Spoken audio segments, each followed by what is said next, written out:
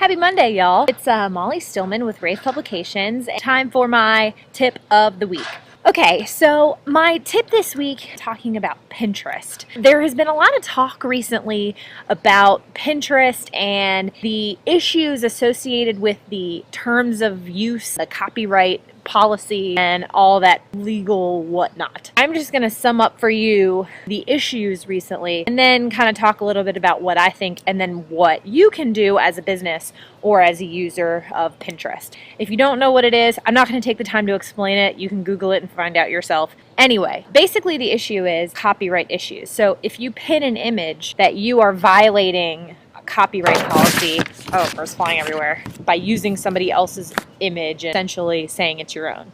I read this article today on marketingprofs.com, Pinterest and copyright lessons in life and law. I am not a lawyer. I never went to law school, so I could be completely talking out of my rear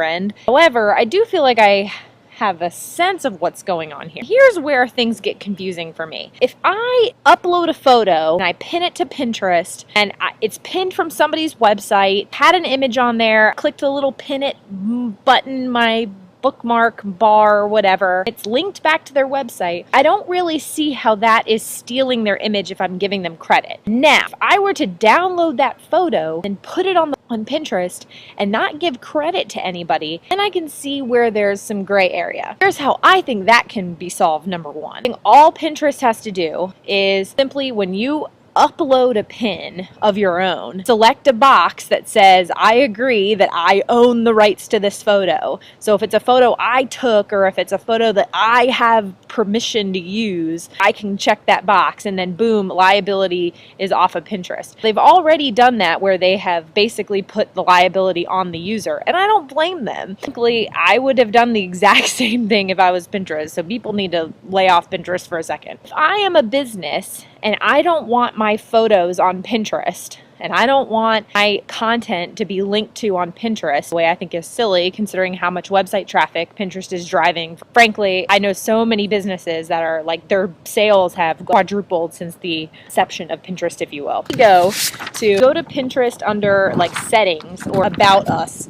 There is thing that explains, what if I don't want my images from my site to be pinned? If you're a business and you don't want your stuff on Pinterest, there's a very small piece of code that you can add to any page on your site. I'm going to insert the code below here on this video. You can insert the piece of code, boom, people can't pin from your website. That simple. Pinterest has kind of given the business opportunity to keep people from pinning their stuff. Another thing you can do is also watermark your images. A lot of photographers watermark their images, and then boom, as soon as an image gets uploaded to Pinterest, it has your watermark on it. The other thing, this is more the biggest question for me. The big discussion here, people are uploading photos or sharing content and images on Pinterest and it's not their own. Now, I think you're getting into a slippery slope or a gray area or whatever cliche you want to throw out there. Whenever I, for example, like an article or share an article on Facebook that has an image and has a thumbnail, isn't that basically the same thing? I mean, I could be wrong, but